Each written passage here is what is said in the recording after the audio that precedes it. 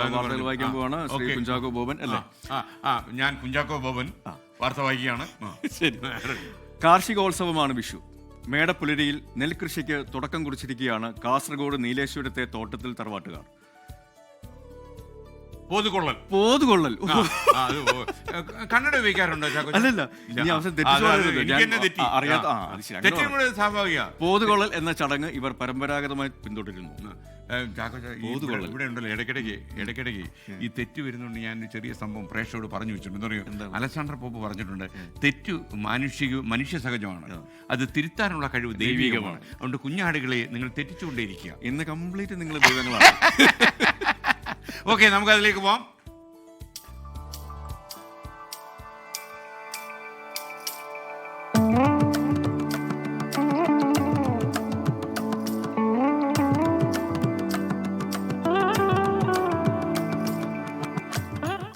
സമൃദ്ധിയെയും പ്രതീക്ഷയെയുമാണ് ഓരോ വിഷുക്കാലവും നമ്മെ ഓർമ്മപ്പെടുത്തുന്നത്.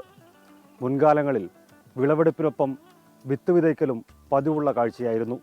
ഇന്നും ആ പാരമ്പര്യം കൈവിടാതെ വിഷുനാളിൽ രാവിലെ കണി കണ്ട് വയലിലേക്കിറങ്ങി വിത്ത് വിതയ്ക്കുന്ന ഒരു സ്ഥലമുണ്ട്, പാലായി. അവിടെയാണ് 24 ഇപ്പോൾ ഉള്ളത്. എന്തായാലും പാലായി ആ തറവാട്ടിലെ ആളുകൾ ഈ വയലിൽ നമ്മോടൊപ്പം ഉണ്ട്. അവരോട് തന്നെ ചോദിക്കാം, എന്താണ് ഇങ്ങനെ വിഷുനാളിൽ എൻ്റെ വളരെ ചെറുപ്പത്തിലെ തത്വത്തിൻ്റെ വർഷത്തിൽ എനിക്ക് അറിയുന്ന കാര്യമാണിത്. വിത്ത് 1-ാം തീയതി, മേടമാസം 1-ാം തീയതി വിത്ത് വയലിടൽ പ്രത്യേക ആചാരത്തിൻ്റെ ഭാഗമായിട്ടാണ്. വിഷു 1-ാം തീയതി കണി കണ്ടിട്ട് വിത്തിടലിൻ്റെ ഒരു ആചാര ക്രമം തന്നെ. ഏകദേശം ഒരു 10 ഏക്കറോളം കൃഷി നമ്മൾ ചെയ്തു വരാറുണ്ട്.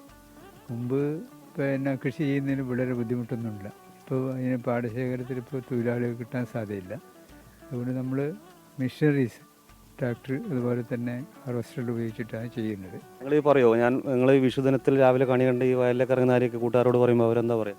അവർക്ക് ഭയങ്കര സന്തോഷം ഉണ്ടാകാറുണ്ട്. നമ്മൾ സ്റ്റാറ്റസ് ഒക്കെ ഇടുമ്പോൾ ഒരു സന്തോഷം അറിയിക്കാറുണ്ട്. വിളവിറക്കുക അല്ലെങ്കിൽ വിത്ത് വിതയ്ക്കുക എന്നൊക്കെ പറയുന്നത്, പക്ഷേ അത് അന്യം നിന്ന് പോകുന്ന ഒരു കാലത്താണ് ഇന്നും ആ ഒരു പാരമ്പര്യം കൈവിടാതെ ഈ പാലായി തറവാട്ടിലെ ആളുകൾ, കാരണവർ മുതൽ കൊച്ചുകുട്ടികൾ വരെ വിഷുദിനത്തിൽ ഈ വയലിലേക്ക് ഇറങ്ങുന്നു, വിത്ത് വിതയ്ക്കാൻ ഒപ്പം നിൽക്കുന്നു.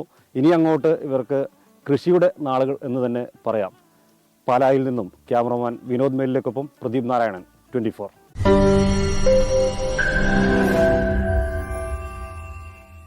ലോകത്തെവിടെയായാലും ഏത് സമയത്തും 24 വാർത്തകളും ഓഗ്മെന്റഡ് റിയാലിറ്റി പാക്കേജുകളും എക്സ്പ്ലെയിനറുകളും വിശദമായി കാണാൻ ഞങ്ങളുടെ യൂട്യൂബ് ചാനൽ നിങ്ങൾക്ക് സബ്സ്ക്രൈബ് ചെയ്യാം.